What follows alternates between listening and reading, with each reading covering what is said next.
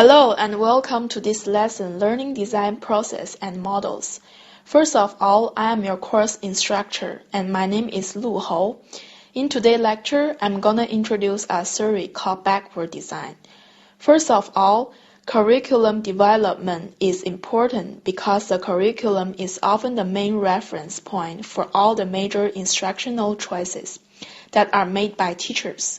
For this reason, the process of curriculum design ought to be approached with utmost care, and this is why curriculum developers should evaluate the feasibility of different curriculum design options before implementing them. In this lecture, the report delineates this design by explaining its tenets.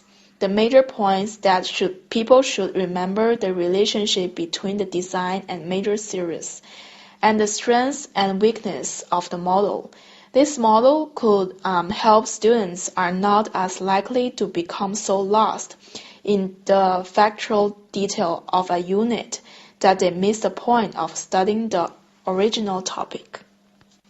By the end of this lesson, you should be able to define backward design, compare with the traditional methods and backward design, identify the three stages to backward design, contrast the strengths and weaknesses of backward design. What is backward design? Backward design is a process of lesson planning created by Grant Wiggins and J. McTighe and introduced in Understanding by Design in 1998. It is a method of designing educational curriculum by setting goals before choosing instructional methods and forms of assessment. And the lesson planning that always begin with the desired outcome in mind. The backward design is one of the different approaches to curriculum development. The backward design is named so because it begins with the identification of desired outcomes first, before any materials, process, and teaching are considered. Therefore, it is an outcome-based approach to curriculum development rather than an objectives-based approach. The outcomes are usually the end result of instructional process. This design allows curriculum developers to forecast and establish what needs to be accomplished before deciding what should be done to be accomplished it. Next, let us discuss the traditional methods and the backward design. Traditional lesson planning design that begin with the lesson and end with the assessment. Backward design begins with the end goals in mind and designs the lesson around the desired results. Backward planning benefits teachers and students because it ensures that the learning activities are directly related to a specific performance goal. Backward design of curriculum typically involves three stages: identify desired results, determine acceptable evidence, and plan learning experience and instruction. In the first stage, identify the desired results. According to Wiggins and McTighe in their book, Understanding by Design, the teacher first identifies the desired results. In other words, she establishes relevant goals for her students. These goals generally include the program objectives or state and district content standards. The teacher identifies the skills or knowledge to be imparted during the unit and determines what the student should be able to accomplish by the end of the lesson. She identifies potential misunderstanding and chooses questions that trigger discussion and aid in understanding. She also designs what overreaching core concepts or big ideas the student should acquire as a result of the lesson. The second stage, establish assessment evidence. Stage 2 of the backward design model, establish specific performance tasks for students to meet to show that they understand the unit material. Depending upon the length of the unit and the type of lesson, the teacher chooses quizzes, homework, journaling assignment, and other assessments that demonstrate whether the students understand the material or if clarification or assistance is necessary. The teacher determines a set of criteria for judging the student's final performance, such as multiple choice testing, essay format, or a hands-on task. She also decides how students will assess and reflect upon their own learning.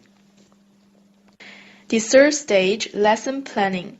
According to Wiggins and McTighe, the learning plan is the final stage in the lesson planning process. The author recommends using the WHERETO format for designing lesson plans. The W in where to stands for where and what. The student needs to know what the teacher expects and where the lesson is automatically going. Likewise, the teacher needs to know where the students' interests lie and what they already know about the topic. The H is an acronym for hook and hold. The teacher has to hook their interest and hold it throughout the learning process. E stands for experience, equip, and explore. The teacher should help students explore and experience the material and equip them with the skills and knowledge that they need to be able to effectively use the information.